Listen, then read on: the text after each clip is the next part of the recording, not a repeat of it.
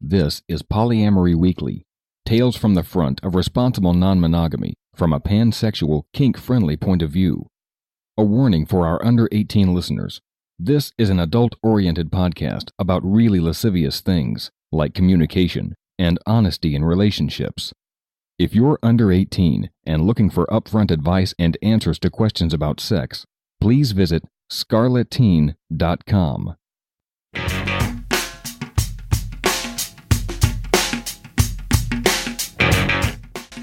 This is Polyamory Weekly, episode 538 for November 9th, 2017.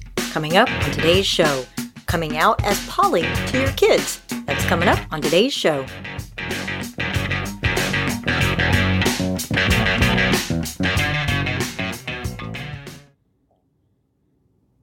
Hello everyone, I'm your host Minx, and I'm so excited about this content we have for you this week. And just a few quick notes before we dive straight into that. First is that I'm just going to lean back here and put my feet up, because this week's content is brought to you by our South African correspondent, Erich Viedge, who brought us a fantastic interview with sex-positive educator Casey Blake about how to come out to your kids. Now, just a quick word of warning, the phone lines apparently aren't so great there in South Africa, and so the audio is a little sketchy in some places, but I'm really hoping that the content shines through because, I don't even have kids, and I found her comments really insightful and really helpful, and I'm really hoping you do too. So a huge thank you to Erich for going out and finding us such fabulous interviews and great content halfway across the world from the US. And by the way, if anybody wants to be a correspondent in, Sweden or Brazil or China, then please, by all means, if you have lots of spare time and audio experience, reach out to me. polyweekly@gmail.com. Let me know what you'd like to do. Run a few pitches past me, and we'll see if we can get your content on the show. Many voices are more powerful than one. That being said, let's get to Erich Viedge's voice interviewing Casey Blake's voice.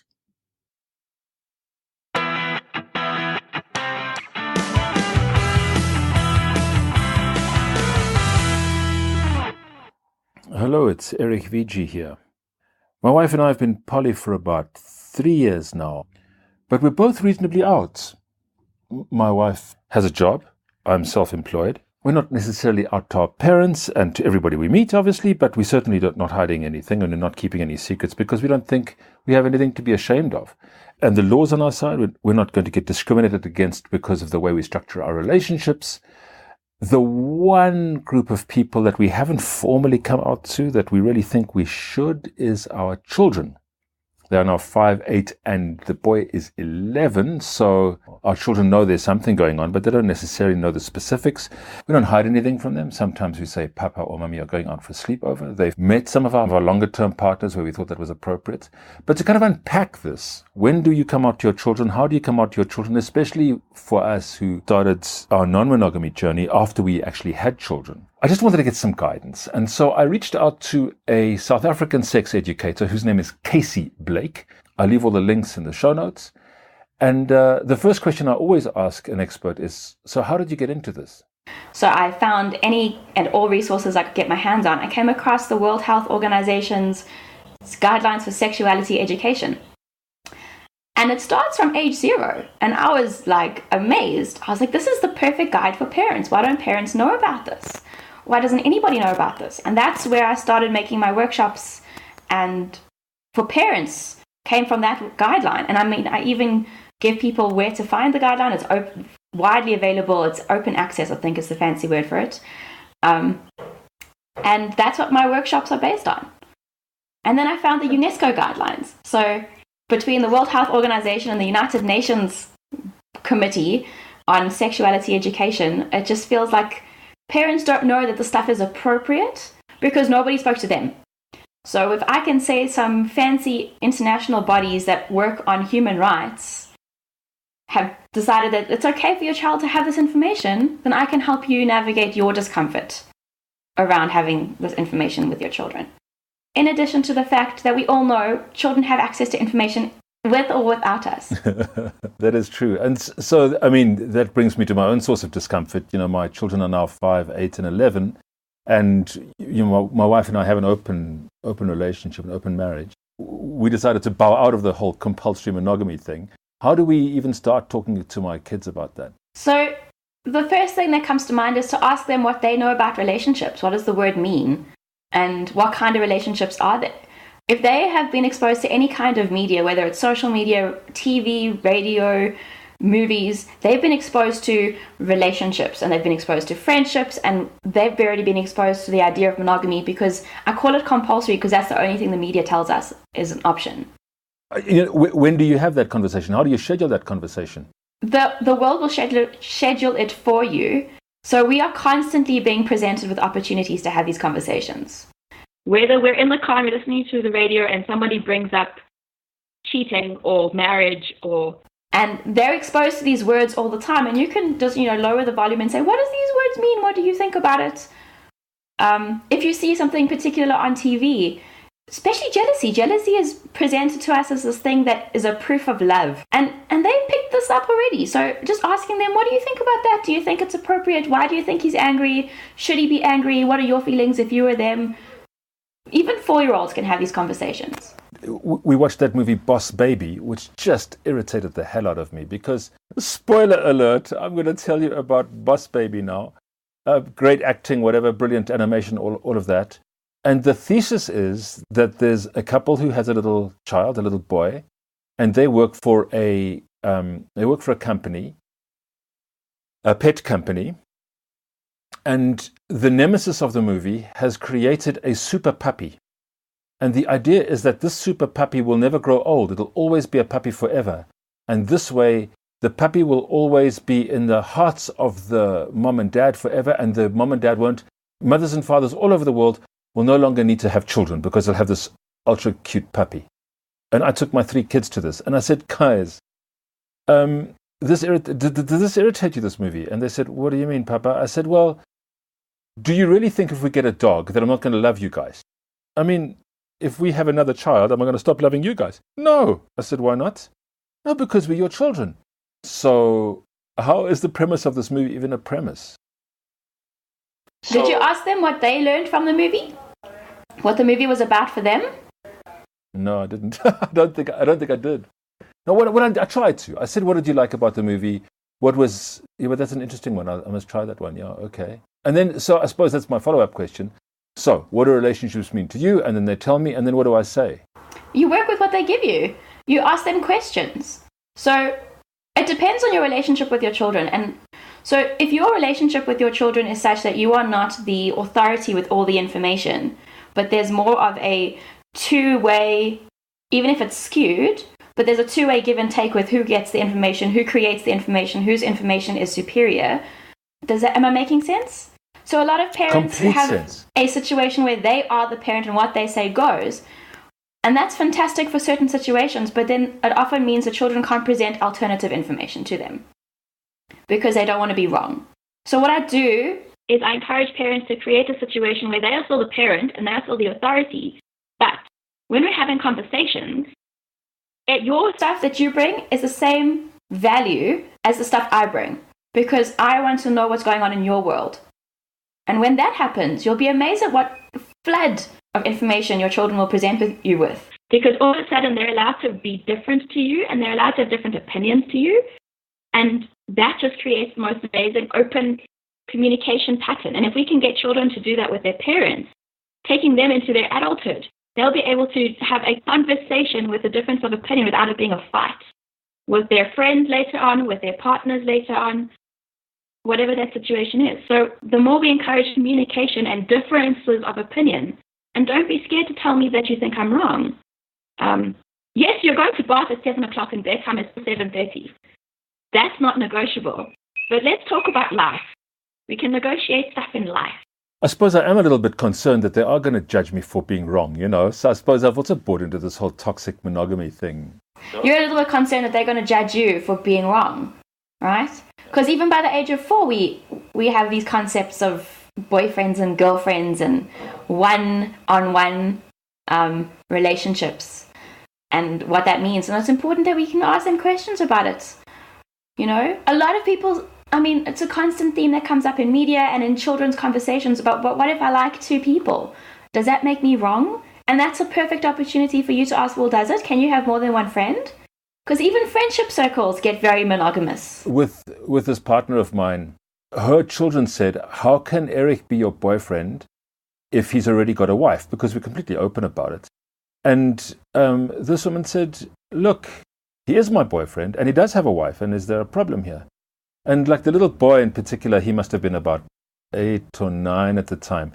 Like they seemed to accept it. And I find it ironic that in a sense, we're much more open with her children than we have been with ours.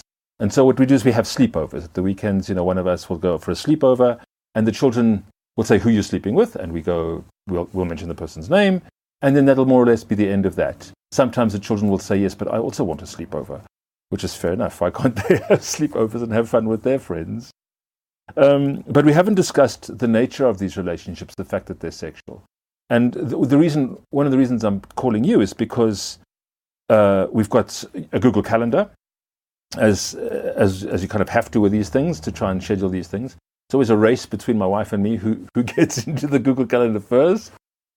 And Henry was in the back seat, and a calendar request came through, and he said, "Oh, Mummy's seeing so and so tomorrow. Unfortunately, she used the word date." And it was a date. Obviously, it was a date, but I didn't correct him, and I just let it go. I didn't say anything. I didn't remark on it. I suppose there's internalized shame, right? I'm a little bit embarrassed, right? And I thought that was a lost opportunity. How do you handle a thing like that? And what do you think about that? Do you think, find out what they think about the morality of it, the right and wrongness of it? Do you think Mommy doesn't know? How do you think Mommy feels about it? All right. So, I suppose I could have tackled Henry there and then and said, look, boy, what do you think that means? What's your squeamishness about the word date? Why can't you do it today? Because he's at school. And this afternoon? Well, I could. So, it just seems a bit cold out of the blue. No. So, one of the things that I do with a lot of parents is when we are silent about things, it teaches our children that they can't talk to us. So, even if it's out of the blue, it's not out the blue.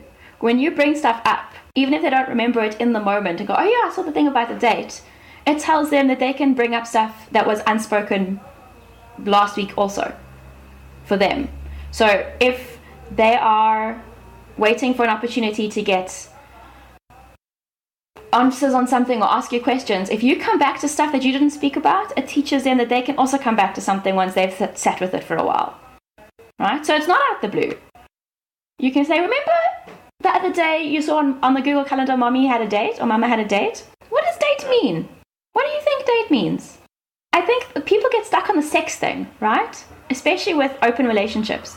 But I've come to learn from working with so many people who are actively living this open, honest life for themselves, is that it's more about relationships and connection than it is about sex. Some people, it is about the sex.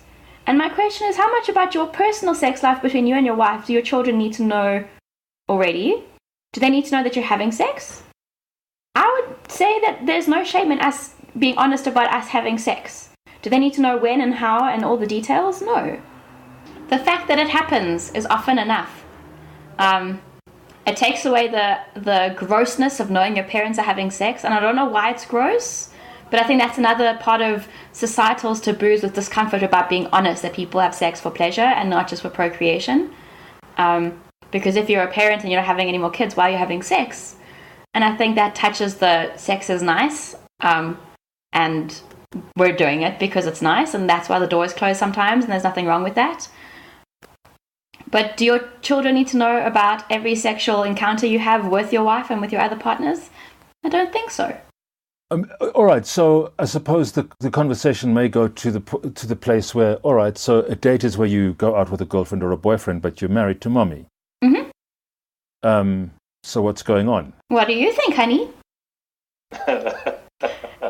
It's like whenever those questions come up and we panic for an answer, more often than not, our kids have answers in their mind, and they're waiting for an invitation to tell you what's going on in their heads.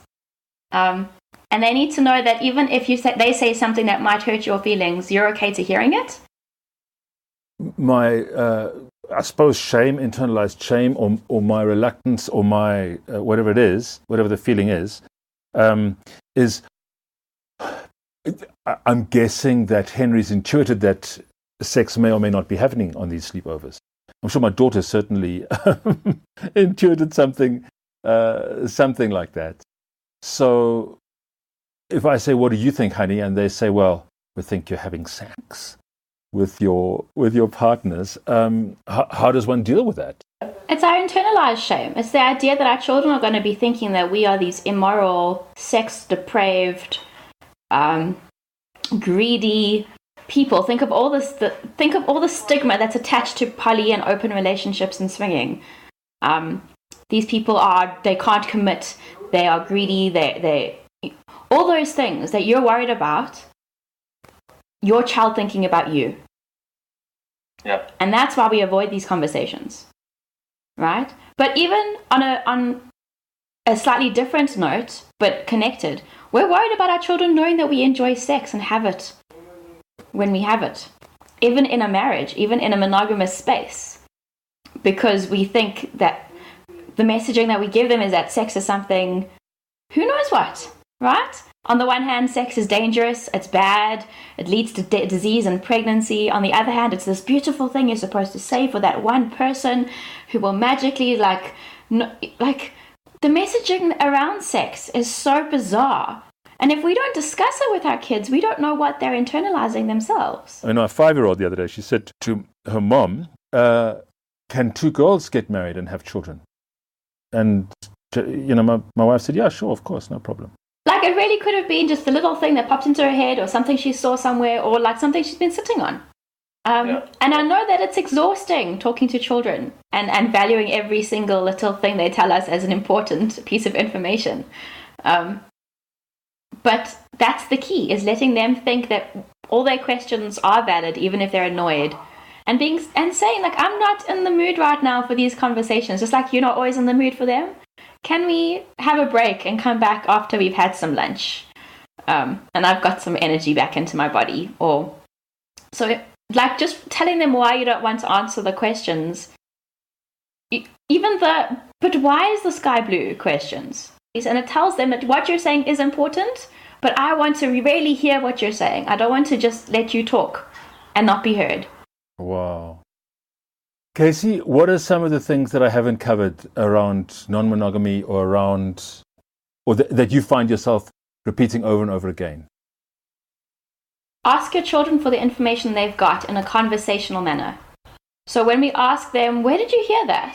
It's literally, where did you hear that? Or where did you hear that? I'm going to beat them for telling you this information. It's inappropriate. You shouldn't have it. Like, engage them on the things that they bring up. Breathe. Ask them, what do you think, honey? And actually listen to their answer and breathe through their answer, because sometimes it's scary to know what level of information children have. And sometimes you want to laugh at the complete, fabrication of what their answers are, because no one's given them information. So they've got to pick it up. They know about dating, and they know about marriage, and they know that boys and girls, and they know that babies are involved somehow. But that's it. And now they've got no one to talk to, because every time they ask a question, they get accused of being sexually active, of asking too many questions that are inappropriate, you're too young. So we've got to start helping clear those images and keep the clarity of whatever's going on. And maybe pixelate the stuff that needs pixelating. And I think there's so many opportunities for good conscious conversations, because we want our children to be aware of things. I always say to people who say, but if I have a conversation, I'm going to ruin my child's innocence. And I always say there's a difference between innocence and ignorance. Knowledge does not take away your innocence. But being ignorant makes you very susceptible to danger. Yeah, I think the whole innocent thing, people forget what they were like. I mean, I remember I was 7 years old the first time, or 6 even, 5. The first time I was conscious of me masturbating. And so people forget, they were playing with their bodies and exploring their own sensations forever. And why do we think that our children are not doing that? My wife tells a wonderful story about, she was teaching second grade, and she tells this wonderful story about a woman who a mother who said to my wife, the teacher, "You'll never believe what my little girl did." And my wife said, "What?" And she said, I went into my child's bedroom, and my child was masturbating, 8-year-old little girl. And I didn't know what to do. So I said, "What are you doing, little girl?" And the girl turned to her mom and said, "Oh, Mom, don't you know you should try it? It feels really nice." I love that. Isn't that a wonderful story? That is innocent. Yes. That for me is innocent. Because it's just, this is what a nice feeling, and it's really good, and you should have some too. And then a conversation about that's amazing. I want to say thank you so much for the time and for chatting to us. Tell us where we can find you on social media, or what project you're involved with at the moment that we could access. All right, so on social media, I have 3 spaces. They're all on Facebook. I've got my What Now Counselling page, where I do counselling. My counselling services are on there. I do a fair amount of Skype work, but there are people from around the world who see me over Skype. I then have a Tools for Having the Talks with Casey Blake Facebook page, which is where I talk about my workshop stuff and my parents' work around talking about sex with kids. And then there is a Body Positive Parenting with Casey Blake Facebook group, which you can send a request to. And then I have a website. It's called whatnowcounselling.co.za, and that's counselling spelt COUNSELLING. Oh, with an S and 2 L's, yeah, right. Fantastic. Thank you so much. And all strength to your elbow. I think, Casey, the work you do is vital and important. No, I believe it. It's vital and important. And if we're going to have a healthy society, let alone a sexually healthy society, if we're going to have an emotionally healthy society, a society that's got less conflict and more love in it, it's got to start with being able to talk to your children about stuff that's difficult to talk about. And that starts with sex, I think, and relationships. Yeah. Because that's where we've got to start. You can't talk to your children about something you're ashamed that they know you're doing. Absolutely. I don't know about you, but I really found that fascinating. I think what was really interesting to me was just how much I've internalized around this monogamy, this kind of toxic monogamy we were talking about, and how much work we have to do to kind of deprogram ourselves from this compulsory monogamy myth. And also, what is the causes of my discomfort around talking to the children about the fact that we actually do have sex? So thank you so much, Casey. Brilliant interview. I'll give you those links again. Casey's very active on Facebook. She has a Tools for Having the Talk Facebook page. You can look that up. Tools for Having the Talk with Casey Blake. And she also has a group which you can ask to join, Body Positive Parenting with Casey Blake. CASEYBLAKE. That's Casey Blake. Her website is What Now Counselling, and counselling is spelled the British way with an S and 2 L's. whatnowcounselling.co.za. Here in South Africa, we call the last letter of the alphabet Z instead of Z. You can support the show by making a donation at polyweekly.com. This podcast is a free resource to help hundreds of thousands of people navigate their way to polyamory. Please send questions or comments and feedback to polyweekly@gmail.com or call on the listener comment line at 1-802-505-POLY. We're on Facebook at facebook.com/polyweekly, on Twitter at polyweekly. Cunning Minx is on Twitter at Cunning Minx. Thanks for listening, and remember, it's not all about the sex.